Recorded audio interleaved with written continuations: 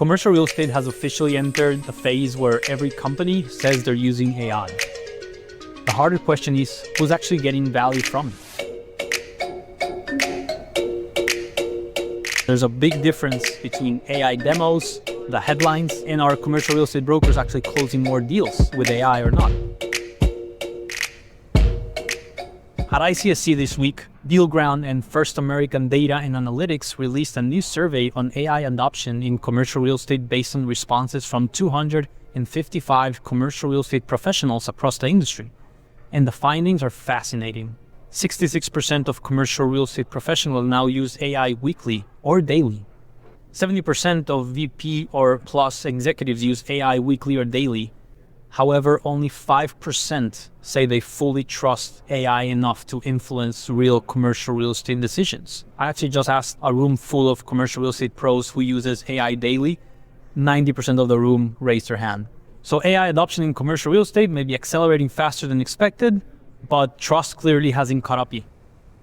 Joining me live at ICSC is Dan Mosher, CEO and co-founder of DealGround. Before founding DealGround, Dan worked across tech and marketplace businesses, including Postmates, Yahoo, Brightroll, and Presto. Dan, thanks for coming today. How's ICSC Vegas treating you? Great, Edward. Thanks for hosting me. It's been amazing so far. So let's talk about the survey. Tremendous work that you collaborated with FirstAmerican. What surprised you the most about the survey results? Well, I think on the one hand, I was a bit surprised of the adoption level that, as you stated, 66% of people are using it daily or weekly, and the majority of those were daily users. If you look at brokers specifically, it was even more. It was 77% of brokers.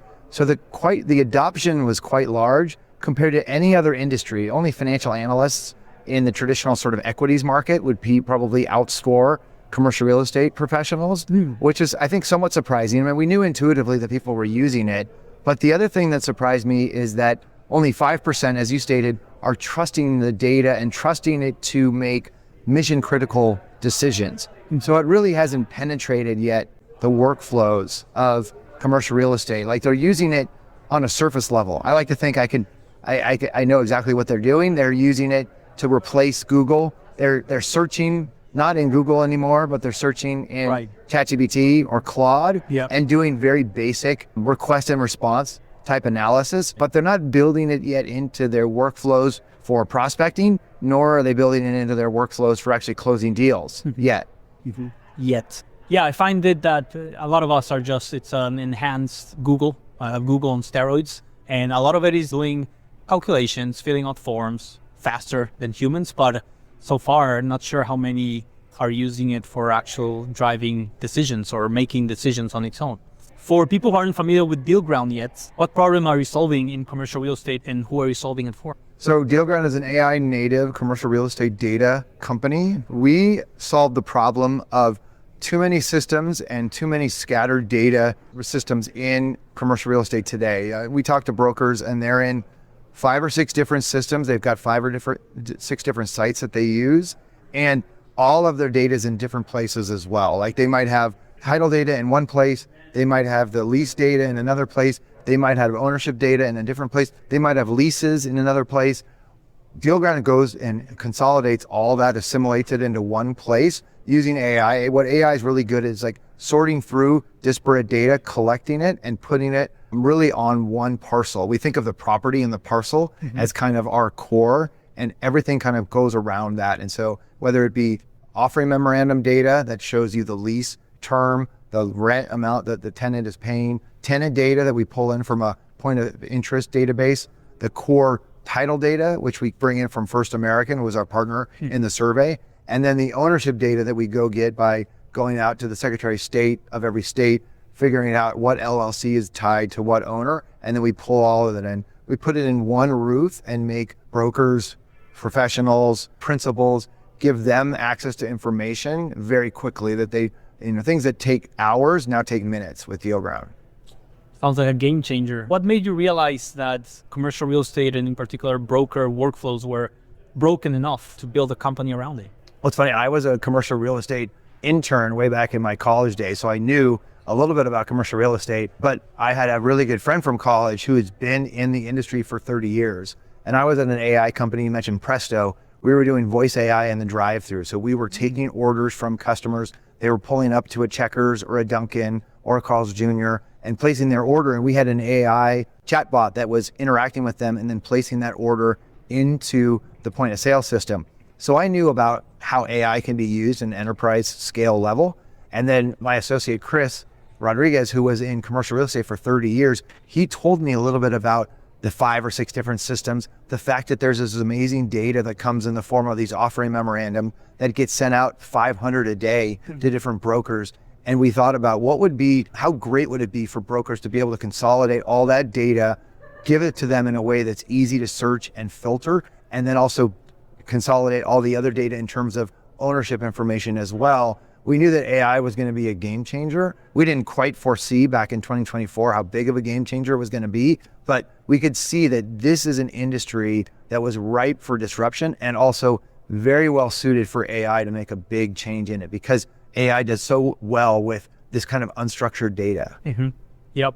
One of the biggest findings from the survey that you just pointed out was that AI adoption still lags in confidence. And that's where it breaks down when decisions matter. Why do you think trust remains such a bottleneck?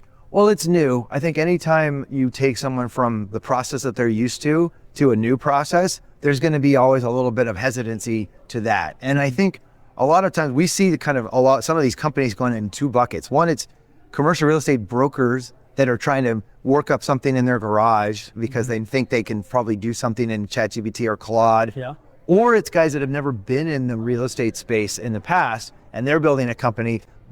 We think both sides of that have a little bit of flaws to them. And so they bring something to the market that might have some errors in it, might have some data quality issues. So people get exposed to that early and they think, I didn't get the right answer with this query that I asked. Maybe there's a problem with this system. I'm going to go back to my old ways of doing things. And it did seem like from the survey, you could tell that the low level of trust, but also a low level of adoption. So they'd only kind of prick the surface of using it.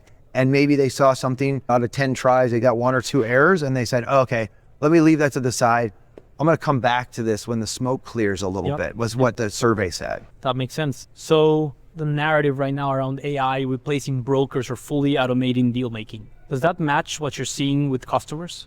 It does not match. I mean, we've heard those talks. I think that from our standpoint, there'll always be a need for a broker, because at the end of the day, commercial real estate is about relationships between brokers and buyers and sellers and all the different people in the ecosystem. We don't think that there's ever going to be a replacement of that need for that relationship and the judgment that these brokers have. I mean, these guys see 20, 30, 40 deals a year, and they build a lot of knowledge about that. What we're trying to do is use AI to make them be able to make faster decisions, see more deals, close more deals, and then use the data to kind of open up and democratize access to the industry a little bit more, kind of access it to people that might be more like your retail investors in equity, being able to get access to commercial real estate. But we don't necessarily see it replacing the broker per se, but just making them much more efficient, be able to move much faster, and have more accurate data also. Which brings us to the next question. Talk about data quality and the importance of how foundational it is underneath all the AI conversation and ultimately adopting a solution that doesn't just spit out made up stuff. It's absolutely foundational. I mean, that's one of the reasons we partner with FirstAmerican data, because they've been in the market, they've been out there for 137 years. I looked up 1889 is when they were founded. Wow. I like to say that they've been in business for 14 decades and we've been in business for 14 months. Yeah. So, but the core data that they've got has been actually put through, the rigmarole. They've been tested, and that data is that kind of serves as the baseline for our data. And then the other data that we use is from the offering memorandum, which a broker has to go through that. When they put together that memorandum to go out to hundreds of thousands of potential buyers, they have to make sure that every number in there is accurate. Otherwise, if they get a buyer on the hook and they go down the path and one of the numbers is wrong, that resets their diligence process another couple of months, and it may actually, it erodes confidence in them as brokers, and it may actually spell death to the deal. And so that data needs to be accurate, which is another reason why we use that data as some of our cornerstone data. And then we're also going out and getting, the Secretary of State data, getting name and phone number of the owner and email address. And the beauty about AI is you can put that data out there, get feedback from your users. It's never going to be accurate. Phone numbers are, by definition, they can kind of, people do burner phones and so forth. But we get feedback back from our customers, and that helps us really iterate and make the data more accurate over time as well. Yeah. When it comes to helping commercial real estate professionals, a lot of them already use a bunch of systems, and I'm sure most of them rather use less systems and more confidence in the systems that they use. However, integration is something that it's always spoken about. So in your report, it came through clearly that professionals want AI integrated into existing workflows. So how important are integrations, and how important is simplicity and familiarity to get your technology solution adopted?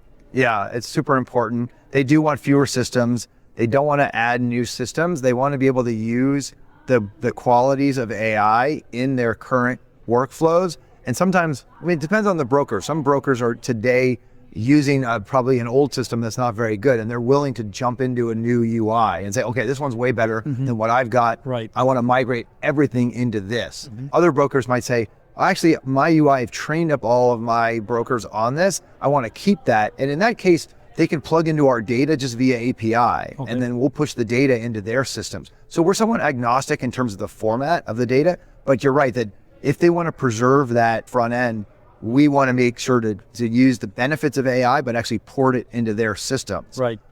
That's why we're also building a Claude MCP, where you could actually, if you want to just do it in Claude and ask open-ended questions, like, hey, give me all the McDonald's that have less than 4% cap rates in California. And oh, by the way, I want to call all those owners. You can have Claude just do that using the DealGround data underlying, but then also push that out and just give answers to the brokers as well. So we want to be able to be in any system that they want to use, because it is important. And then the other piece is CRM systems as well. So once you've run 100 properties and you have the owners of those properties, you want to push that into their CRM and make it so they want to use Salesforce, HubSpot, what have you. They can continue to follow the conversation with that owner in that system.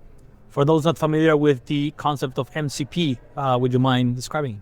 Yeah, it's basically an integration. So think of MCP as, if I've got a system like DealGround that's got a lot of private data from, let's say you had private data that you added, and you've got rent rolls, you've got lease comps, you've got a lot of private data. Suddenly I can connect it via MCP. It's really just an integration into Claude or ChatGPT. And then I can ask questions of the LLM, the large language model, in this case, Claude, and I can get answers back that reflect the data in my private database, which is very different than asking it. Typically it goes out and scrapes the internet at large, but now you're basically giving the opportunity to perform the workflows in the app, but actually perform them in Claude via prompts rather than searching for a name and typing in a filter. It can do all of that to take all of those actions within an app itself. Game changer, absolutely. What's a little curveball? What's one belief about AI in commercial real estate that you think is completely wrong? That AI is going to replace our humans, or that AI is going to solve all our problems, or that AI is complicated to adopt? Well, yeah, I mean, I think that's the one belief that I think is wrong, is that it's moving so fast and there's so much going on that it doesn't make sense to start right now. I meet with a lot of brokers that say to me, wow, it seems like things are so fast, things are changing so often. I'm going to wait till the smoke clears. I'm going to wait till it settles a bit. I'm going to wait till there's a decision by the market about what tools to use. And I found that's exactly the wrong attitude. Like, you have to jump in, you have to start using it, you have to get familiar with it. It is going to change dramatically, but if you're part of the evolution, you can see how it's changing, you can see how it's effective. You can, even if you're doing very simple things like automating an email, automating a look at one set of different properties. We've had some brokers that are not too sophisticated. They're creating automations about cover letters to owners that are like, they're basically looking into the building itself, finding some interesting facts about that building, and then creating a cover letter specific to that building as they reach out to that owner. So even that, it's basically just an email helper. The best thing to do is to get started and to try a couple things and not get beholden to I'm just going to wait until there's some answer that comes out, because it's going to be an iterative process over years. I just asked a similar question to a panel that had folks from CBRE and JLL on it. And I asked them if there's actually a second mover advantage in AI in terms of how fast things change. And I think ultimately it comes down to, I mean, you're right. The best time to get on it, no matter how big your company is or what role you have, is yesterday, and the second best time is today. However, there's an argument that maybe for some of the larger, more established companies, 12 months ago, we didn't have, MCPs that are widespread as we have today. So like if you build a lot of custom stuff and now you just have to set it on MCP directly through the LLM. So yeah, it's a question that we'll figure it out. We will find out what's the right answer. Yeah, and I would encourage those companies to not build so much technology in their own companies. There's companies like ours. We have dedicated engineers. All they're doing is staying up with the latest, staying up with this, and maintaining and advancing these systems every day, every week. Whereas these brokers, they typically have a couple of guys that are doing part-time work on this. They're vibe coding stuff. They're not thinking about maintenance. They're not thinking about data accuracy as much because they have to go back to their day job. Mm-hmm. And their day job is what actually takes precedence. If any time there's a time for prioritization, the brokerage job as much as possible. Mm-hmm. And so we think that why not let some of these builders build and then use the best of breed of tools that are out there. Where can brokers, developers, and investors learn more about DealGround and connect with you? Well, they can come to our website, www.dealground.com. And they can also email me at dan@dealground.com. We'd love to give folks demos, show them the power of the solution. We have a lot of brokers that are saving a boatload of time and also finding new deals. Dan Mosher, CEO and co-founder of DealGround. Thank you so much for coming to Tangent today. Have a great ICSC Vegas.